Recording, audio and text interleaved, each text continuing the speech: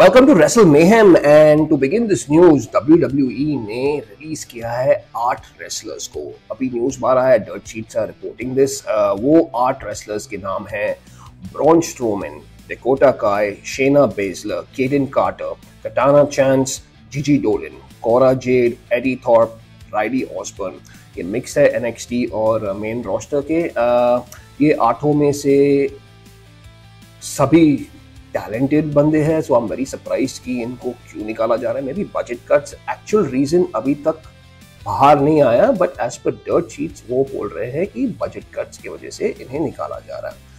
इनमें से शेना बेजलर को अगर मैं AEW टोनी कॉन होता तो शेना बेजलर को मैं तुरंत उठा लेता था, because she is fantastic. Even Cora Jade, यार ब्रॉन स्ट्रोमैन तो मुझे कभी पसंद नहीं था, तो maybe he will go back to his promotion जो चला रहा था। बट इट्स वेरी सैड जब भी ऐसा कुछ होता है। I hope all of them do well in all their future endeavours. Also WWE ने क्राउन ज्वेल 2025 का अनाउंसमेंट किया है, और इस बार वो हो रहा है ऑस्ट्रेलिया में rather than the usual Saudi Arabia. ये पहली बार होगा इन 6 टाइम्स कि इन लोगों ने ट्रेडिशन ब्रेक किया है और क्राउन ज्वेल को सऊदी से हटाकर कोई दूसरे कंट्री में ले गए। सुनने में आ रहा है कि this will be a tradition take over करके एक ट्रेडिशन इन्होंने चालू किया है। तो अभी सऊदी हुआ है, ऑस्ट्रेलिया होगा, maybe UK, who knows, India भी हो सकता है इसमें। So far for this show only John Cena has been announced, उसका फाइनल अपीयरेंस रहेगा in Australia for this particular show. Also उन्होंने अनाउंस किया कि जस्ट एज प्रीवियसली हुआ था champion versus champion for the Crown Jewel championship, तो इस बार भी वही मेंस और वुमेन्स में होने वाला है। Apart from this, there was no new news about this. We'll just have to wait for further updates. और अभी टाइम है for my review of Friday Night SmackDown. The show जो है वो ओपन हुआ है with LA Knight. LA Knight ring में आते हैं, वो कहते हैं कि उसने US टाइटल मैच मांगा था, लेकिन बदले में तो उसको जो मिला वो नंबर 1 कंटेंडर मैच था। ठीक है, वही सही, वो मैच जीत भी सकता था, बट उसमें भी सोलो सिकोआ और जेकब फातू ने इंटरफेयर किया, और उन्होंने इसलिए इंटरफेयर किया डेमियन प्रीस्ट के वजह से। इतने में डेमियन प्रीस्ट का म्यूजिक बजता, डेमियन प्रीस्ट बाहर आता है। वो एले नाइट को बोलते, देख भाई तेरे साथ मेरा कोई प्रॉब्लम नहीं है, तो प्रॉब्लम था वो ड्रू मैकिंटायर के साथ था, इसके वजह से ये सब हुआ। एले नाइट बोलता है कि वो तो मैं समझता हूँ कि ड्रू की वजह से हुआ, लेकिन जो कांड हुआ वो मेरे मैच के वक्त हुआ, उसके वजह से मैं वो मैच हार गया, आई मीन डिस्क्वालीफाई हो गया। इन दोनों में बैक एंड फोर्थ चलता रहता है, blame game going on between both of them. Finally वो लोग डिसाइड करते हैं कि चलो यार एक मैच कर लेते हैं, and they start the match. अभी मैच बहुत अच्छा चल रहा था, I just love it. But I think WWE को ना ऐसा पसंद नहीं है जब हमें मजा आता है कोई मैच में, क्योंकि उन्होंने इसमें भी डिस्क्वालिफिकेशन डाल दी है। समझता हूँ यार, तुमको टैग टीम चैंपियनशिप का टैग टीम मैच कराना है दोनों के बीच में, मे बी एट बैकलैश होएगा ये मैच, बट यार थोड़ा तो देखने दो, एक मैच खत्म होने दो यार, खत्म ही नहीं होने देते तुम मैच, मजा चला गया इसका। एनीवेज, सोलो सिको वापस से आता है और दोनों को मारता है, तो referee calls for the bell, then they to get up and they hit Solo. उनको टेबल के पास लेके जाते, कमेंट्री टेबल के पास, वहाँ टेबल के थ्रू डालने ही वाले रहते कि जेकब फातू भाग के आते और उन दोनों को मारते, and then both of them, Solo Sikoa and Jacob Fatu, stand tall. The segment ends over there. Then it was time for match 2. इसमें आया Pretty Deadly versus Fraxium. मैं पहले भी कह चुका हूँ कि Fraxium is an amazing team. They should be pushed to higher levels, and with Penta and Phoenix अभी दोनों हैं, इनके बीच में मैच जब भी होगा बहुत मजा आएगा देखने के लिए। तो ये भी कह चुका हूँ कि उनको रॉ पे होना चाहिए था, स्मैकडाउन पे नहीं, to push the tag team division. But anyways, this was a fun match. They got some good spots in back and forth. High spots, fast-paced match था. In the end, Fraxium hit the Spanish Fly and the Phoenix Splash का combo to win this match. All in all, a good match, one of the fun matches of the night. Up next, Nia Jax ring में आती है। She says कि जब वो घर पे बैठी थी, वो अपने आप को प्रिपेयर कर रही थी कि जब वापस आएगी वो कैसे चैंपियन बनेगी। इतने में टिफनी स्ट्रैटन का म्यूजिक बजता, टिफनी स्ट्रैटन आती है। वो कहती है कि वो नहीं रही जो पहले नाया जैक्स के साथ एज अ पार्टनर घूमती थी, वो बहुत चेंज हो चुकी है और अभी वो नाया जैक्स से नहीं डरती है। उसने शार्लेट फ्लेयर को हराया, the best in the world. तो अगर नाया जैक्स चाहती है तो उसके साथ भी मैच करके उसको भी हराए। तो नाया जैक्स इतने बोलती है कि कब होगा ये मैच, तो टिफनी बोलती है जब भी तुम बोलो, एनी वेयर एनी प्लेस। इतने में नाओमी का म्यूजिक बजता है। नाओमी आती है और टिफनी को बोलती है जब इतने महीनों से मैं नाया जैक्स को हराने का कोशिश कर रही थी, तुम आके बीच में इंटरफेयर करके उसको जिता रही थी।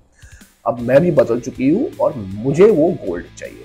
इतने में जेड कार्गिल आती है रिंग में चल के आती है और सीधा नाओमी को नॉकआउट करती है। And then they start brawling. इतने में निक ऑल्डिस बाहर आता है। निक ऑल्डिस बाहर आता है इन typical SmackDown style makes a tag team match, which is going to be Naomi and Nia Jax versus Jade Cargill and Tiffany Stratton, which will be the main event of SmackDown. Then it was time for Miz versus Aleister Black. भाई मुझे तो लगा कि ये match बहुत जल्दी खत्म होने वाला है, स्क्वॉश मैच रहेगा क्योंकि Aleister Black का फर्स्ट मैच बैक था। But it was surprisingly fun यार। ये मैच में मजा आया थोड़ा देखने के लिए। They went good back and fourth, दोनों को मोमेंटम भी मिला, ऑफेंस का दोनों को मिला ये मैच में।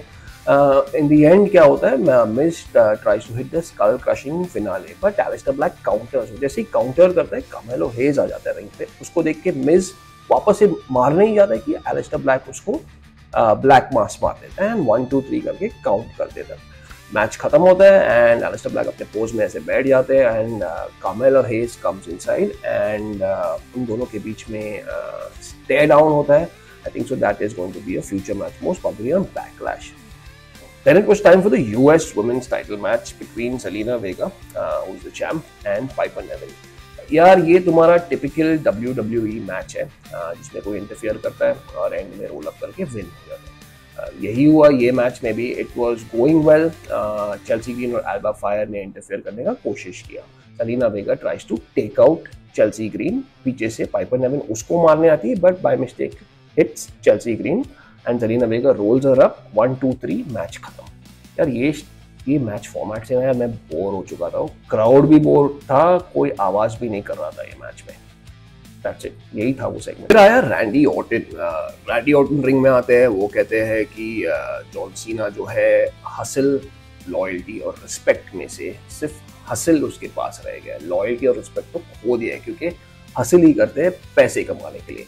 पीजी एरर में भी उसने बच्चे लोग का एडवांटेज लेकर पैसे ही कमाए हैं। वो एक पपेट बन के रह गया, एक कॉर्पोरेट टॉय बन के रह गया है जो कोई भी कॉर्पोरेट आके उसके साथ खेल के पैसे कमा के चला जाता है।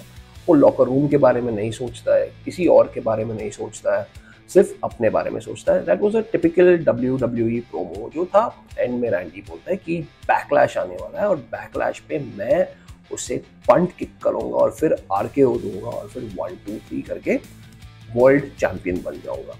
That was it. The promo was very simple, to the point. कुछ एक्स्ट्रा नहीं था उसमें कहने के लिए। That I was looking forward. तो मुझे लगा कुछ और भी हो सकता है, लेकिन विदाउट जॉन सीना इसमें वो मजा नहीं आया। तो अगर आपको बैक एंड फोर्थ करना तो जॉन सीना का होना जरूरी है, पर उसका तो लिमिटेड डेट्स है तो वो आएगा नहीं। That was the segment for Randy Orton. Then we had another match, Rey Fenix versus Santos Escobar. ये मैच एक WWE plus Lucha Libre style का कॉम्बिनेशन था। गुड बैक एंड फोर्थ था, हाई स्पॉट्स, लो स्पॉट्स, some mat wrestling था। In the end, Rey Fenix hits the top rope Meteora and wins this match. और कुछ नहीं था ये सेगमेंट में। फिर टाइम था for the main event, Nia Jax and Naomi versus Tiffany Stratton and Jade Cargill. ये एक फन WWE मैच था to close out SmackDown. Also इसमें थोड़ा सा स्टोरी भी था between Jade Cargill and Tiffany Stratton for the future. All women get into a brawl in this match. Nia Jax then goes for the squash on Jade Cargill, पर Z Kargil उठती है, counter करती है और Nia Jax को power bomb करती है 1 2 3 and she gets the victory. Match के बाद Jade Cargill takes the belt और उसको देख रही है एंड इतने में टिफनी स्ट्रैटन आती है जो कि बेल्ट तो मेरा है। पीछे से नाओमी आती है और दोनों को मारती है and takes the belt and stands tall and that's where SmackDown ended. Overall, without star power, this SmackDown felt very average. 3 out of 5 दूंगा. There were some good fun moments, but overall it was not the level of SmackDown that we expect to see right now out of WWE. With that being said, that was my review of SmackDown. I hope you enjoyed this episode. Please like, subscribe to support this channel so I can get you more content. Thank you for now, and I will see you on Monday Night Raw.